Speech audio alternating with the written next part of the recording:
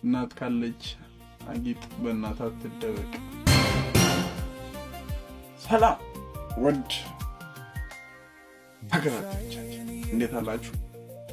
ሰላም ነገር ብዝት ይበላችሁና ያጀማ እኔ የምላችሁ አንድ ነገር ህይወት ይቀጥላል፣ አይቆምም።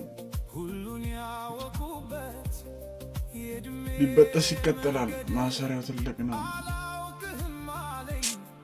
ስለዚህ እጅልስም ወይ ብራዘሬ ያለህን ነገር ወይ ተጠቀም። ጊዜ ከሄደ በኋላ መከራ ነው። ንብረት እጅ ላይ ያለ መዳብ እንደወርቅ ይቆጠራል ይባላል።